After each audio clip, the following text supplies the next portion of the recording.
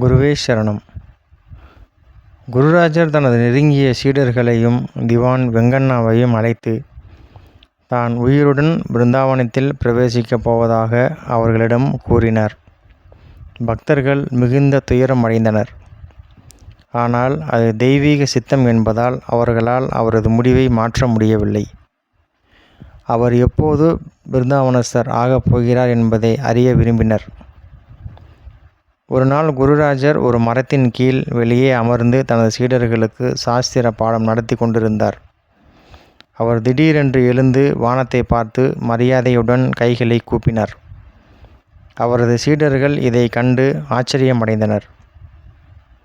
ஆனால் அவர்களும் எழுந்து நின்று அவர் செய்ததையே செய்தனர். ஒரு கணத்தில் நறுமணம் வீசும் துளசி மாலை ஒன்று ராயரின் கழுத்தில் விழுந்தது.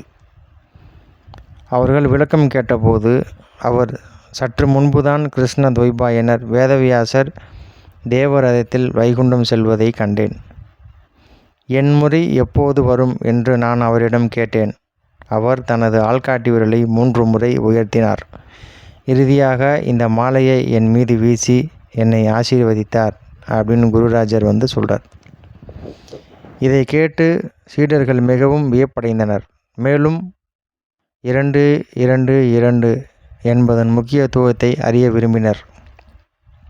குருராஜர் புன்னகைத்தவாறு, இதன் அர்த்தம் பிருந்தாவனத்தில் பிரவேசிப்பதற்கு இன்னும் 2 ஆண்டுகள் 2 மாதங்கள் மற்றும் 2 நாட்கள் உள்ளன அப்படின்னு சொல்கிறார்.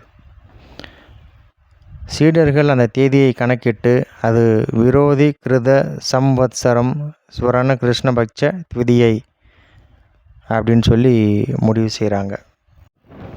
குருராஜர் தனது சீடர்களை அழைச்சி, மாஞ்சாலி கிராமத்தில் தான் என்னுடைய பிருந்தாவனம் அமைய வேண்டும் அப்படின்னு அந்த இடத்துல என்ன சிறப்பு இருக்குது அப்படின்றத குருராஜர் சொல்லிட்டு வர்றார். என்னுடைய முந்தைய அவதாரமான பிரகலாதராக இருந்தபோது யாகம் செய்த இடம் இந்த மாஞ்சாலி கிராமம். தர்மராஜரால் நடத்தப்பட்ட ராஜஸ்வய யாகம் தொடர்பாக அர்ஜுனன் தனது வெற்றி பயணத்தில் இருந்தபோது இந்த இடத்தில் ஒரு உள்ளூர் மன்னனுடன் போரிட்டான். மன்னனின் தேர் அந்த இடத்தின் மீது நிறுத்தப்பட்டிருந்ததால் அவனால் வெல்ல முடியாதவனாக இருந்தான். பதற்றமடைந்த அர்ஜுனன் வழிகாட்டுவதற்காக கிருஷ்ணனிடம் வேண்டினான். கிருஷ்ணர் அர்ஜுனன் முன் தோன்றி அந்த மன்னனின் தேரை சற்று பின்னோக்கி நகர்த்தும்படி கூறினார். உள்ளூர் அரசனும் தனது தேரை முன்னோக்கி நகர்த்தி உடனடியாக போரில் தோற்றான். பிரகலாதர் யாகம் செய்த அந்த இடத்தின் சக்தி அவ்வளோ மகிமை வாய்ந்ததாக இருந்தது. பிறகு 1671ஆம் ஆண்டு குறிக்கப்பட்ட அந்த நாள் வந்தது. வழக்கம்போல் அதிகாலை ஸ்நானம், ஜபம், பூஜை முடித்துவிட்டு சீடர்களுக்கு அன்றைய சொற்பொழிவு அவரது வாழ்நாள் பணியின் உச்சகட்டமாக அமைந்தது. அங்கே கூடியிருந்த ஆயிரக்கணக்கானோருக்கு இனிமேல் இது போன்ற ஒரு அறிவு புதையலை காண முடியாது என்ற வேதனை நிரம்பியது. சொற்பொழிவு முடிவுக்கு வந்தது. மீண்டும் ஒரு முறை நீராடிவிட்டு ஸ்ரீ மூலராமர் சமஸ்தானத்தின் திருவுருவங்களுக்கு பூஜையை தொடங்கினார். பூஜையும் முடிந்தது. பிரசாதம் வழங்கி பல மந்திராட்சதையும் கொண்டு ஆசி வழங்கினார். குறித்த நேரம் நெருங்கியது. தேர்ந்தெடுக்கப்பட்ட அந்த இடத்தில் அமர்ந்தார் குருராஜர். கையில் ஜபமாலையோடு அமர்ந்திருந்தார். அவருக்கு முன்னால் வியாச பீடத்தில் சர்வமூல கிரந்தங்கள் வைக்கப்பட்டிருந்தன. பின்னர் ஆன்மாவை ஒழுக்கும் தனது உரையை தொடங்கினார்.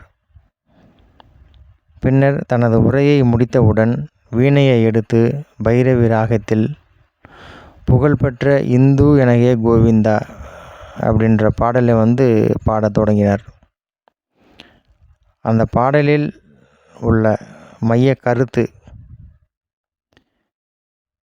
இறைவனை தனது ஒரே இரட்சகராக போற்றுவதோடு அவரது மகிமைகளை பாடாமல் அறநெறியற்ற வாழ்க்கை வாழ்ந்ததற்காக தான் மன்னிக்கப்பட வேண்டும் அப்படின்னு அந்த பாடலில் சொல்கிறார். தனது முந்தைய அவதாரமான வியாசராஜரை போலவே இந்த அவதாரத்திலும் பிருந்தாவனத்திற்குள் நுழையவிருந்த போது தனது அன்புக்குரியவரின் இசைக்கு கிருஷ்ணரின் திருவுருவம் நடனமாடியதாக குருராஜர் பார்க்குறார். ராயர் பிரணவ மந்திரத்தை உச்சரிக்க தொடங்கியன மிக குறுகிய நேரத்தில் அவர் தியானத்தில் ஆழ்ந்துடுறாரு.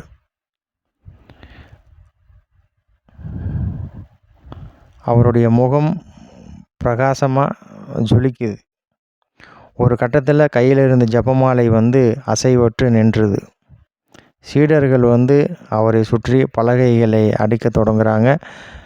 குருராஜர் என்ன சொல்லியிருந்தாரோ அதுபடி கண்டகி நதிக்கரையில் இருந்து எடுத்து வரப்பட்ட 1200 லட்சுமி நாராயண சாலிகிராம கற்களை அந்த பிருந்தாவனத்துக்குள்ளே வைக்கிறாங்க.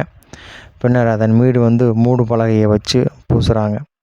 பின்னர் 12,000 வராகங்களை கொண்டு அபிஷேகம் ஆராதனைகள் எல்லாம் செய்கிறாங்க. இதெல்லாம் முடிஞ்சதுக்கப்புறம் அன்னதானம் ஏற்பாடு செஞ்சுருக்காங்க. ஜகத்குருவாகிய ஸ்ரீ ராகவேந்திர சுவாமிகள் அவர் வாழ்ந்த வாழ்க்கை என்ன அப்படின்றது எல்லாருக்கும் தெரியும். அப்பேற்பட்ட ஒரு உயர்ந்த ஞானம் கொண்ட யுகமாக வாழ்ந்து வந்த ஒரு ஞானி, ஒரு மகான். அவர் கடவுள்கிட்ட மன்னிப்பு கேட்குறாரு. உங்களை தரிசிக்கிற பாக்கியம் இல்லாமல் அறநெறியற்ற வாழ்க்கை வாழ்ந்ததுக்காக என்னை மன்னிக்கணும் அப்படின்னு சொல்லி அந்த ஒரு பாடலில் அவர் அந்த கேட்குற விதம் நம்மளையே கண்ணீரை வர வைக்கும். அப்படிங்கிறம்போது அவர் வாழ்ந்த வாழ்க்கைக்கு அப்பேற்பட்ட ஒரு உயர்ந்த தயாளு குணம் கொண்ட குருராஜரே கடவுள்கிட்ட மன்னிப்பு கேட்குறாரு. அப்படின்ற போது சாதாரண மனிதர்களாகிய நாம் எந்த அளவுக்கு நம்ம கடவுள்கிட்ட மன்னிப்பு கேட்கணும் அப்படின்றது தான் நாம் புரிஞ்சுக்க வேண்டிய விஷயம்.